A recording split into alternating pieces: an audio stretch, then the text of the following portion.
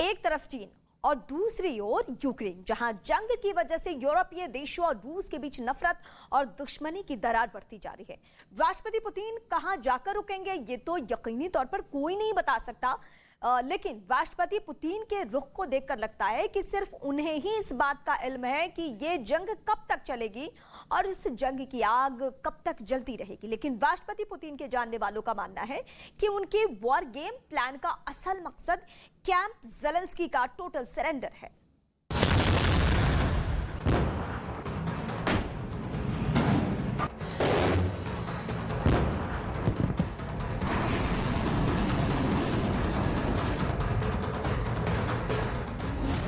Ukraine के बाद कहां रुकेंगे पुतिन? किन देशों पर मंडरा रहा जंग का खतरा?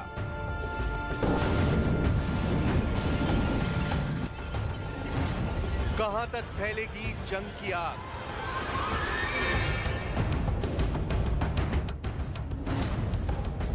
महायुद्ध का ऑक्टोपस। रूस और यूक्रेन के बीच जंग और तेज हो गई है। अमेरिकी खुफिया एजेंसियों के हवाले से पश्चिमी मीडिया में छपी खबरों के मुताबिक रूस के राष्ट्रपति व्लादिमीर पुतिन अभी यूक्रेन के साथ जंग को रोकने के मूड में नहीं है। अमेरिकी खुफिया एजेंसियों का कहना है कि राष्ट्रपति पुतिन अभी यूक्रेन जंग को और लंबा खींचना चाहते हैं और अपने इस प्लान पर काम कर रहे हैं। फिलहाल यूक्रेन जंग की आग में जल रहा है और इस जंग के रुकने के आसार कम ही नजर आ रहे हैं। पश्चिमी देशों के रक्षा विशेषज्ञों का मानना है कि जब तक रूसी सेना पूर्वी यूक्रेन के ज्यादातर हिस्से पर अपना कब्जा नहीं जमा लेती, तब तक ये जंग जारी रहेगी।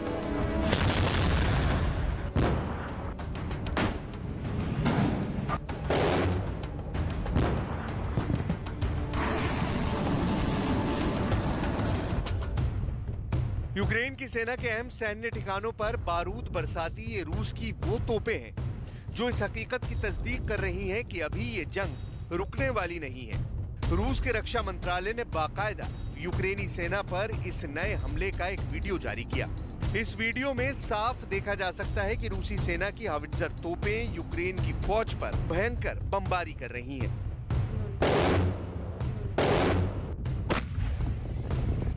यूक्रेन जंग को लेकर अभी भी कई कयास लगाए जा रहे हैं। पश्चिमी देशों को लगता है कि यूक्रेन की आड़ में रूस के राष्ट्रपति व्लादिमीर पुतिन क्या अपने दूसरे पड़ोसी देशों पर भी हमले का प्लान बना चुके हैं, क्योंकि जैसे जैसे यूक्रेन की जंग लंबी खिंचती जाएगी, वैसे वैसे इस जंग की आग में रूस के पड़ोसी मुल्कों तक फैलने का खतरा भी बढ़ता जाएगा। पश्चिमी देशों के रक्षा विशेषज्ञों को लगता है कि रूस इस जंग को ऑक्टोपस की तरह फैलाना चाहता है।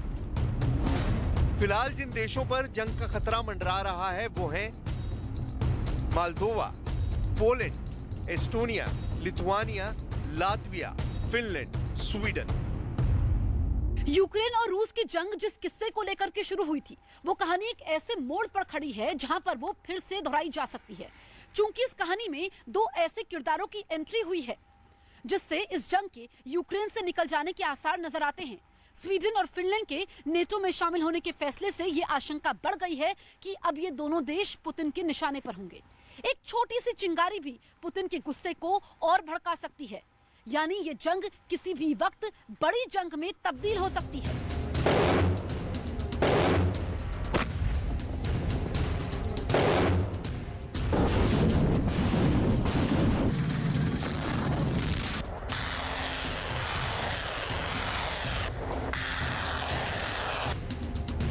स्वीडन और फिनलैंड रूस के आक्रामक रवैये को देखते हुए नेटो यानी नॉर्थ अटलांटिक ट्रीटी ऑर्गेनाइजेशन में शामिल होने के लिए आधिकारिक तौर पर आवेदन दे चुके हैं। स्वीडन और फिनलैंड के नेटो में शामिल होने पर वैसे तो रूस के राष्ट्रपति व्लादिमीर पुतिन ने कहा कि रूस को इससे कोई फर्क नहीं पड़ता, लेकिन इसके साथ साथ उन्होंने दोनों ही देशों को चेतावनी भी दे दी।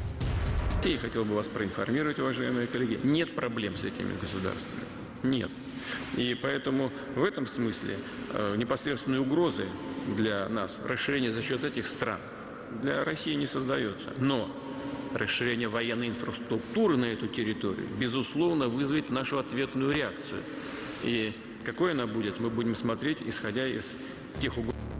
साफ सीधे लफ्जों में कहा जाए तो रूस के राष्ट्रपति व्लादिमीर पुतिन की ये तकरीर स्वीडन और फिनलैंड दोनों के लिए एक ताकीद है कि उन्हें इस बात की सनद रहे कि अगर उन्होंने अपनी हद पार की तो उन्हें रूस के कहर का सामना करना पड़ेगा। पुतिन के बयान के बाद नेटो के सेक्रेटरी जनरल का कहना है कि नेटो अपने हर सदस्य की सुरक्षा के लिए हमेशा तैयार है। You are our closest partners, and your membership in NATO would increase our shared security. The applications you have made today are an historic step. Allies will now consider the next steps on their path to NATO. The security interests of all allies have to be taken into account, and we are determined to work through all issues and reach rapid conclusions. आमतौर पर किसी भी देश को NATO में शामिल करने के लिए एक लंबी प्रक्रिया से गुजरना पड़ता है और इसमें 8 से 12 महीने लगते हैं। लेकिन रूस के आक्रामक रवैये से यूरोपीय देशों के सिर पर मंडरा रहे खतरे को देखते हुए नेटो जल्द से जल्द स्वीडन और फिनलैंड को अपने संगठन में शामिल करना चाहता है। लेकिन नेटो के ही एक सदस्य देश तुर्की को स्वीडन और फिनलैंड के नेटो में शामिल किए जाने पर ऐतराज है।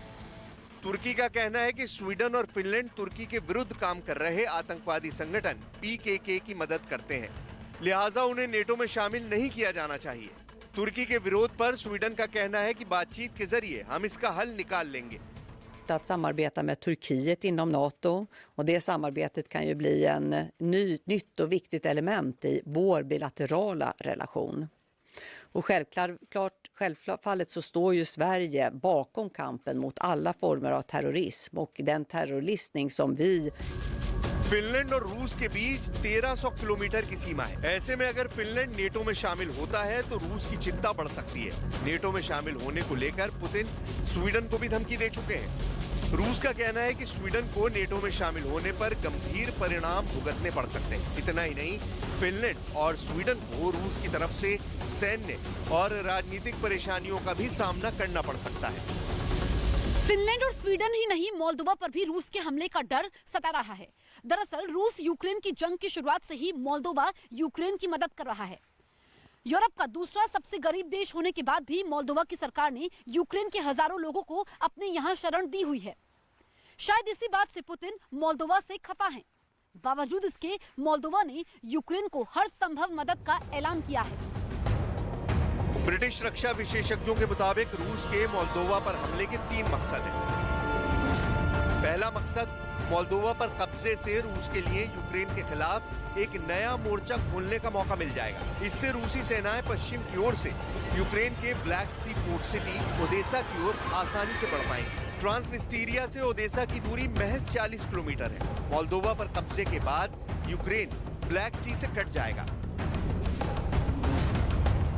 दूसरा मकसद, इससे रूस मोल्दोवा को यूरोप के करीब जाने से रोक पाएगा। मोल्दोवा मार्च 2022 में यूरोपियन यूनियन में शामिल होने के लिए आवेदन कर चुका है। तीसरा मकसद, रूस पश्चिमी देशों को यह संदेश देना चाहता है कि यूक्रेन की और मदद का मतलब होगा इस क्षेत्र में और अशांति।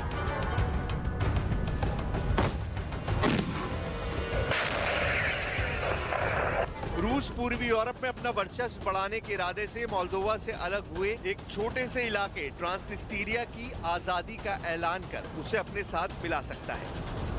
ट्रांसनिस्टीरिया मोल्दोवा से लगा एक छोटा सा इलाका है जहां रूस को सपोर्ट करने वाली सरकार है। माना जा रहा है कि रूस यूक्रेन से लेकर ट्रांसनिस्टीरिया के बीच एक कॉरिडोर बनाना चाहता है, जिससे उसके लिए यूक्रेन और मोल्दोवा दोनों पर हमला करना आसान हो जाएगा।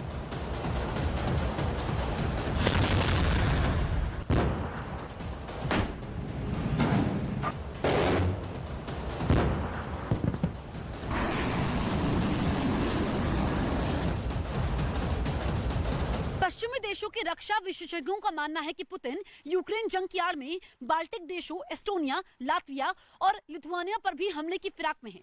दरअसल 90 के दशक में सोवियत संघ के विभाजन के बाद ये तीनों देश आजाद होकर नेटो में शामिल हो गए थे। रूस अब अपनी सीमा से लगी नेटो के खतरे को भी मिटा देना चाहता है। इसके अलावा रूस अपने कलिनिनग्राद बेस से पोलैंड पर भी हमला कर सकता है। दरअसल पश्चिमी देशों के रक्षा विशेषज्ञों का मानना है कि राष्ट्रपति पुतिन सोवियत संघ का पुराना गौरव लौटाना चाहते हैं। लिहाजा एस्टोनिया, लातविया, लिथुआनिया के साथ साथ पोलैंड पर कब्जा करना भी उनकी महत्वाकांक्षा में शामिल है। साल 1939 में लातविया, लिथुआनिया और एस्टोनिया सोवियत संघ का हिस्सा बने थे।